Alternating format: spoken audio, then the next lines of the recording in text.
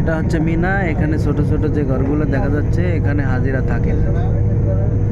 মিনা এসে হাজিরা হজের মৌসুমে অবস্থান করে।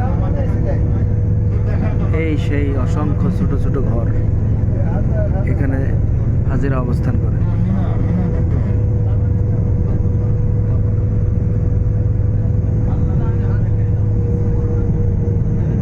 রাস্তার দুই পাশেই আছে।